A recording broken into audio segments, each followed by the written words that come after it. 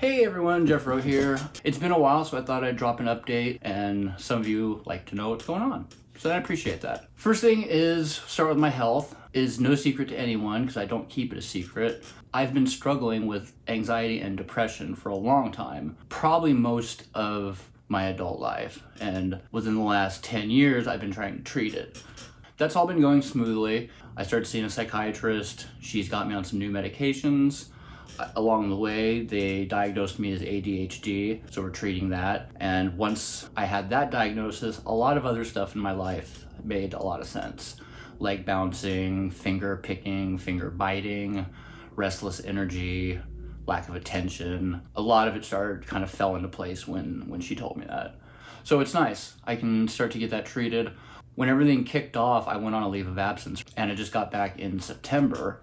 I haven't been working that much, and I've got a reduced schedule where I only work Monday, Tuesday, and Wednesday until a little bit after the first of the year. So I can kind of get ramped up, and the stress isn't too bad, because dealing with the public every day, trying to fix their problems when you can't fix your own, can get stressful, and it can get demoralizing. And as much as I would like to maybe look elsewhere and find something that truly makes me happy, I can't go anywhere right now. This is a 2-income household, and there's no way around that. So for now, back to work. So that's kind of what's been going on with my health. Things are getting better now. I can tell the ADHD medicine is working because I can concentrate again. There was a period of time where I couldn't concentrate on anything for more than 5 minutes. That included any of my hobbies or anything that I was doing. Work, building Legos, playing video games, reading. I couldn't read. That was the point where I said I need to get this fixed, because if I can't read, I'm not happy.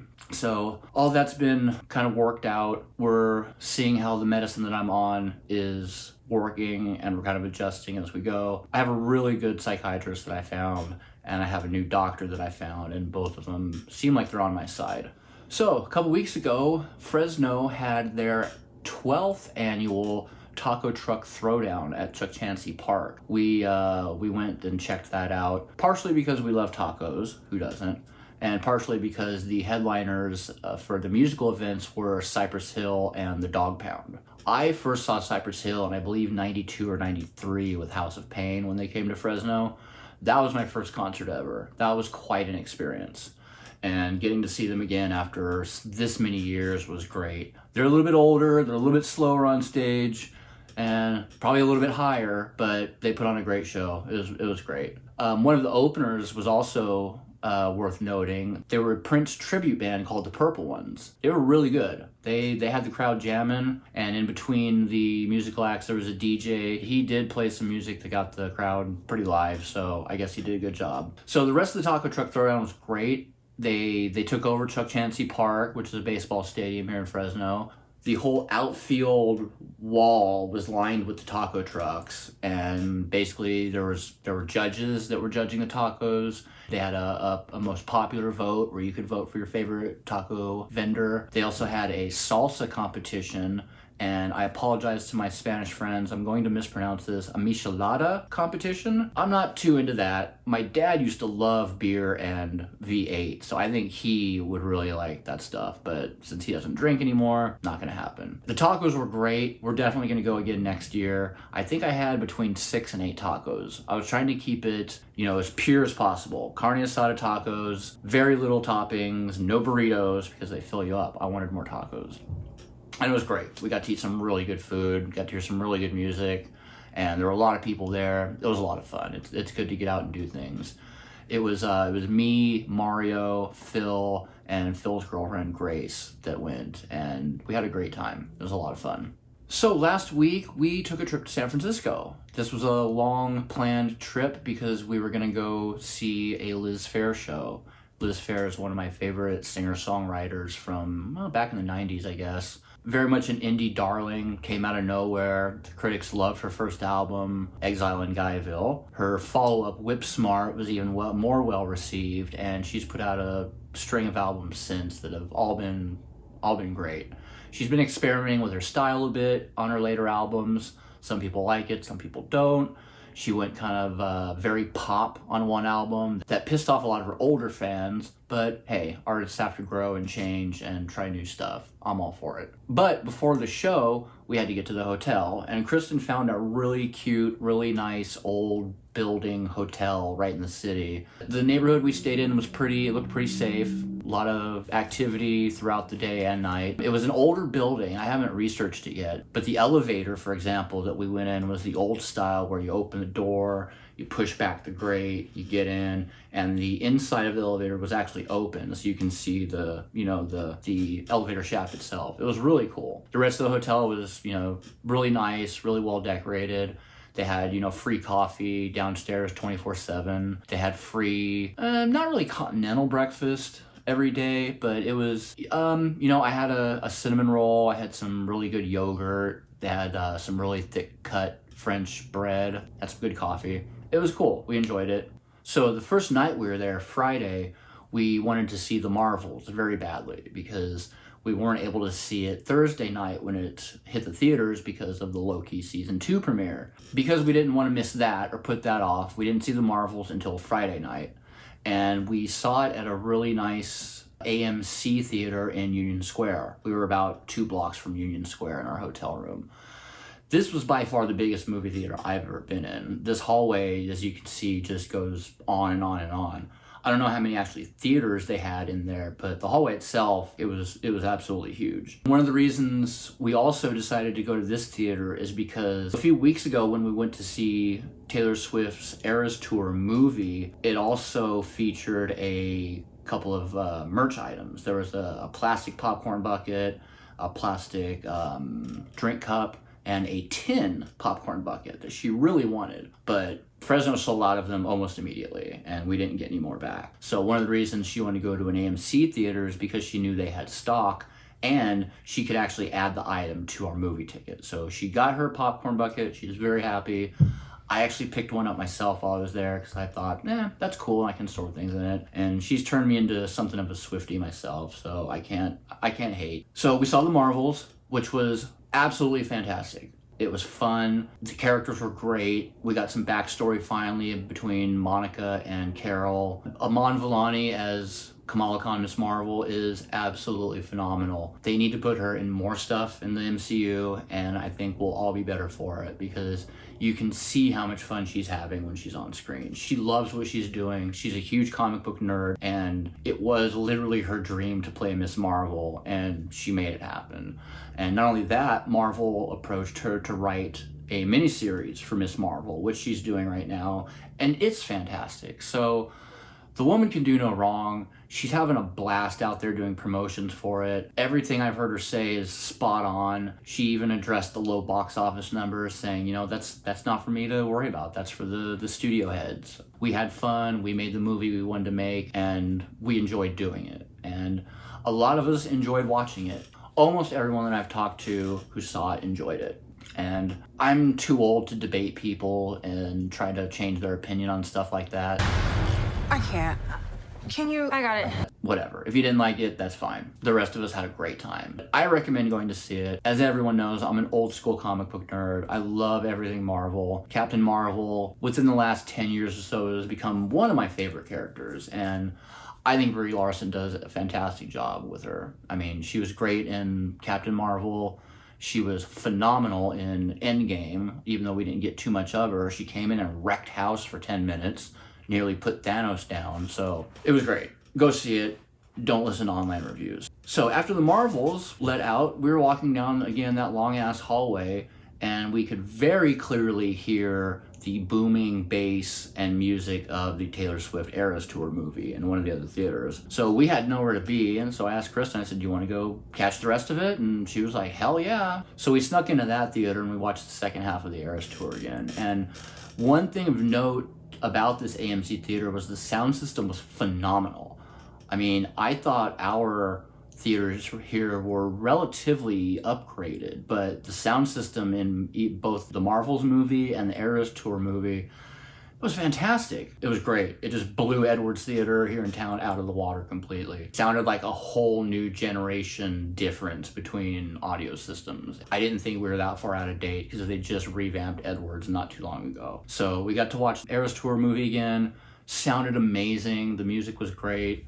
We had a good time. So the next day we woke up and we wanted to explore the city a little bit before the show. Again, since we're right by Union Square, one of Kristen's favorite stores ever, Container Store. So we spent probably about an hour walking through there. 2 different levels of nothing but storage supplies and organizing supplies and you name it, bins and boxes and crates and baskets. Everything. If you're an organizer, if you know an organizer and you've never been to a Container Store, go take them. It's gonna be like Christmas to them. It's like taking me to the Lego store. So we spent a little bit of time in there. I didn't want to hurry Kristen because she loves it there. And you know, there's a lot of neat stuff to look at. So we spent a fair amount of time there and then we walked around Union Square a little bit. There actually is a Stizzy store in Union Square. We checked that out for a few minutes. And then we kept up with our city exploring. We did take the cable car, which was fun. I had never actually been on a cable car. That was a great experience. So we got to see the termination point of the cable car where they actually turn it around manually, which was really cool to see. And I made sure to send my dad a copy of that video because that's right up his alley. So that night we hit the Liz Phair show. We went back to the hotel and rested a little bit, and I had a couple drinks because I wanted to pregame before the show, because alcohol at venues like that is never cheap. We walked to the venue. One of the other reasons we stayed there is because it was walking distance to the Masonic in San Francisco, and we did not count on this giant steep-ass hill that we had to climb. Thankfully, it had stairs, but we literally had to take a 3-4 minute break halfway up because we're both old. We got to go in the VIP entrance, which was cool. We were literally the second people in line for that, and I think the line only got to maybe 20 or 30 people by the time the show started. The opening act was a group called Blonde Shell, which I had never heard before. I checked out a little bit before the show and I liked them. They sounded really good. I think I might have to check out a little bit more after the show. Their live performance was great. They sounded really good. And before too long, Liz came out. It was the 30th anniversary of her Exile in Guyville debut album, so it was an anniversary show. She performed the whole album all the way through, and then she did some other like fan favorites. It was wonderful. Like I said earlier, I'd never seen her live before, but I've been a fan for a really long time. Kristen, she had a less fun time because she's short, and as soon as Liz came out, everybody stood up out of their chairs. So she had trouble seeing most of the show. The next day, we wanted to check out Chinatown because Kristen had seen a video of some egg tarts that she really wanted to try at this one particular shop. My first bite or two, I wasn't quite sure about it. It was definitely different, and I'm kind of picky about eggs, but by the time I was halfway through it, it was so good. It was like an eggy topping over a pie crust. It was just a little mini pie, and it had custard inside. It was so good. And then we tried another place that had an even longer line, and I tried a baked pork bun that was very good. And Kristen got something which I'm currently blanking on that she really liked. So we had some good snacks in Chinatown. We were quite happy. I haven't spent a whole lot of time in Chinatown in San Francisco. Mario and I went on a day trip once and had dim sum on a second floor outside balcony, which was a lot of fun. But this time we got to spend a little bit more time, and it was great. We loved it. So, in other news, I recently got into a new card game called Disney Lorcana. It's basically Magic the Gathering or Pokemon style collectible card game. But this is all Disney characters, Disney properties, and it's gonna be a pretty big hit. And the reason I say that is because when it came out last month or the month before, you couldn't find stock anywhere. I was lucky enough to get a couple of starter decks and a couple of booster packs, but for the most part, supplies dried up immediately, usually right after they came out on the shelves. People were finding out when the stuff was getting stocked. They'd go stake out their target, and then they would just pull it right off the shelf and then scalp it online for up to 3 times the value of the item. It was disgusting. Cut to November 17th, a couple days ago, they released a new wave of product, including the second chapter of the game, which they're calling Rise of the Floodborn. So with the restock, I was able to get a little bit more product. This time it was a new series of cards where I thought I was going to be able to get a mix of the old and the new. This booster box was completely new cards, which is fine. But some of the new cards are very powerful, very tricky, and I'm still trying to learn some combos. I should say also, this is my first card game, really. I played Magic and Yu-Gi-Oh! Once or twice many years ago. I don't know if it's because I'm older, if it's Disney, but this one kind of spoke to me. It's fun. I'm terrible, but I have a lot of fun playing. In fact, one of the card shops in town that I got the boosters from, they had a tournament on Tuesday nights that I was trying to attend. I missed 2 out of the 4 rounds, but I didn't have a whole lot of hope of winning anyway, so it was more just a chance to play live and against real people. And the problem was, I had my starter deck and some boosters with very little knowledge on how to construct a deck correctly, and I was playing everyone that had basically every card. They knew card games in and out. They have no problems, figuring out card synergy and combos, and I got wrecked pretty much every round. We played 3 rounds, best 2 out of 3 each time. I lost my first 2, I lost my second 2, and I lost my third 2. So I was 0-for-6 night 1. The second night I played a new player with starter decks, but he still beat me. He got me 2-2, but it wasn't quite the ass whooping that it was the first night. I actually did hold my own, and I was able to not just get steamrolled. The next round I played a seasoned player, and he wiped the floor with me. And then the last round I actually played the first guy's 11-year-old kid, which was a lot of fun because he was new to the game too. Again, just a starter deck, nothing special. And he beat me the first round. I beat him the second round, and then we had a straight tie the third, so we ended up tying. It was a lot of fun. My only victory was against an 11-year-old, so I didn't feel real great about that, but hell, I'll take it. They passed out some freebies for obviously the winners got, they got store credit and really cool enamel pins, as well as promo cards. I got a couple promo cards as kind of a consolation prize. Basically everyone got some promo cards. I really wanted one of the enamel pins because I'm a pin collector, but it was fun. If they have another one, I'll probably end up doing it, but I need some practice first because, like I said, the guys that were playing, they've been playing Magic forever. They know these games. They know how to operate them. They were very nice. They helped me out along the way. They were very good about giving advice and even saying, hey, that's not the best move to make. You might want to do this, even if it was detrimental to them. But that doesn't mean they showed me any mercy. They still cleaned my clock when all was said and done. But it was a good experience. I had a good time. A little bit of Kristen news. Her YouTube channel has been monetized. She is officially making money on her YouTube channel. Couldn't be more proud of her. She's done a really good job of building her channel. She's kind of sticking to one specialty. She's not all over the place like mine is. Mine's basically just a dumping ground for my video editing projects. It's a way for me to learn Final Cut, how to edit videos, and then just a place to dump them. Kristen is actually trying to build a channel. She does, crafting, organization videos. She's done presentation videos for some of the stuff we've done around the apartment, and her hard work finally paid off. As of about 2 weeks ago, she's officially making money with YouTube. Now, it's not a whole lot yet. She's got to build up her audience a lot more, and I'm definitely not going to be able to quit my job anytime soon because of it, but it's a start. She should get a check at the end of the year for a certain amount of money, and she's thrilled about it, and so am I. She's worked real hard, and she puts out a good product. If you haven't checked out her channel, check it out. I'll have a link to it below, and she would love any feedback or any views or comments that she gets. So, winding this long, rambling update up, the biggest thing that's happened to us lately is the acquisition of 2 new cats. Yes, the cat distribution system finally got around to us and doubled our luck. We have 2 of them now.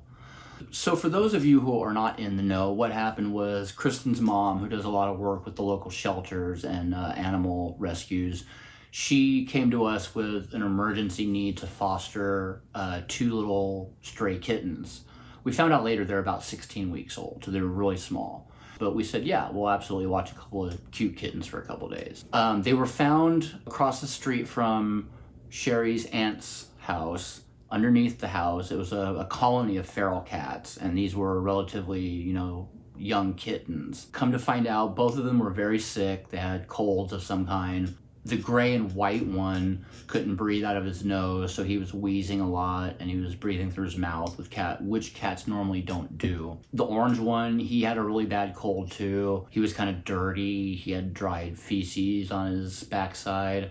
Both of them were in rough shape. They were cute as hell, but they didn't look like they had a very good life up until this point. After we got them cleaned up a little bit and fed, they relaxed a little bit. They, started being affectionate and playing a little bit, and we were really happy. And we decided we're gonna name them. We named them Winston and Schmidt. If you know, you know. The little orange one is Winston, and the gray and white one is Schmidt, or Schmitty, as we usually call them. Well, naming them is where we messed up, folks, because we ended up keeping them. We are foster fails. Winston is doing great. He responded real well to the vet's antibiotics. His cold went away. He's put on weight. He's gotten a lot bigger. He's not a little teeny tiny cat anymore, and we couldn't be happier about that. Unfortunately, Schmidt, on the other hand, he's got a lot going against him. When we first got him, it was fairly quickly discovered he couldn't hear anything. You'd snap or make noises by his ears, and he just would not respond. We were hoping it was because of his viral infection or his respiratory infection. So the vet put him on some antibiotics, which within 3 days we could tell were not working. He was actually getting much worse. He was laying around all the time. He wouldn't open his eyes. That really worried us, the fact that he just wouldn't open his eyes. And he got really sick, really lethargic. I honestly thought I was gonna wake up one morning, he was just not gonna be with us anymore. But we took him to the vet again, let them know what was going on, and they confirmed that he most likely is deaf, and they also confirmed that he has feline AIDS. So that kind of floored us. We weren't expecting that. The good news is it's not terribly uncommon, and cats can usually live a pretty long life with the disease. That eased our fears a little bit, but we knew we're probably gonna have some vet bills to deal with down the road. So after Kristen talked to a friend of ours and gave her this information, she determined that Schmidt also had feline infectious peritonitis. I think I'm saying that right. It's also referred to as feline coronavirus. And this is bad news. We found out that it's up until very recently, it was a death sentence for cats. There was no treatment, and they would just get progressively worse, and they just wouldn't make it. Very recently, there have been some treatments that are working, however, they're not FDA approved. Well, we got our hands on some of the medicine, and we've been giving Schmidt shots for the past, it's been a week, I believe. The first couple nights were pretty rough because, one, neither of us were experienced with giving shots to animals. I had a little bit because our old dog Patches was diabetic, but the insulin needles were really small and really thin, and 3/4 of the time Patches never knew what was going on. She never felt the needle. The needles for this are quite large. They're much bigger, and Schmidt's a little teeny tiny kitty. So Kristen, bless her heart, she took the initiative and she decided she was going to be the shooter and I was going to be the holder downer. The first 3 nights were a little rough. She was getting her footing, and Schmidt wasn't happy about any of it. But now Kristen's a little bit more comfortable, and in fact, last night went real smoothly. The first couple nights broke our hearts because he cried and meowed like we were torturing him when we stuck him with the needle, and for a minute or two afterward. Night 3 or 4, he bit the shit out of my hand and drew blood, and I had to look up online just to make sure I wasn't going to be infected with anything he might have. But it's going smoother now. The bad news is we're looking at some pretty serious vet bills, and had we learned about his illnesses before we took him, I'm not sure if we would have taken him, and if we hadn't have taken him, he most certainly would have died, because we also found out that most vets won't treat FIP, as it's called. The treatment's new and it's not totally approved, so they just don't do it. Plus, since he can't hear, he would have been vulnerable to predators or anything else out there in the neighborhood that would have got him. So if we hadn't taken him in, he most certainly would have died. So we know we made the right decision there, but it's going to financially put a strain on us. Kristen last week put up a Facebook post with her Venmo address asking for any, potential donations, and if anyone wanted to help, we'd really appreciate it. I'm going to do the same here. I'm going to put a couple Venmo or PayPal links right here for the same reason. If you love animals and you want to help us out, we really appreciate it. Neither of us are the type to ask for help or donations, but you know, we live in this connected day and age, and if you don't ask for help, you're not going to get it. And already we've had some really generous donations. I have to give a personal shout out to my old boss and friend Monty. He hooked us up quite a bit, and we're so thankful for it. So thanks again, Monty. Love you, man. But if you'd like to help us out, we'd appreciate it. Obviously, we don't expect anything. We're gonna get through it one way or the other. If we have help, that's gonna be even better. So that's the update, basically. You know, we've been trying to keep busy. We love traveling, and we try to do that as much as we can. With our current financial situation, we're probably gonna say goodbye to our Disney passes, which hurts a little bit, but you know, we've gone quite a bit in the last couple of years. So if we give up our season passes for a year or two, maybe a year, we're not gonna, you know, it's not gonna be that bad. Kristen loves going. I really like going. You know, we can probably deal with some time without the pass, because even though you can make payments on it, living in California, it's not cheap. So that's going to help. But we're gonna try to get one more trip in January before they take all the Christmas decorations down, and you know, have ourselves some fun. We're both susceptible to stress and anxiety, so things like that really go a long way to keep us sane. Same with our friends. The friends that we get to see and hang out with, they keep us sane, and that's our overall strategy right now. Just try to stay sane, try to keep our heads up, and we know that better times are coming. That's it. That's the update. If you've stuck through this whole thing, God bless you. You're one of my favorite people. Obviously, leave any comments if you like. If you want to help us out, you've got the information. If not, you can always reach out to me directly. And we thank all of you. I thank you for watching. I thank you for, you know, if you care about what's going on over here in this apartment, we thank you for that. And we will talk to you real soon. Take care.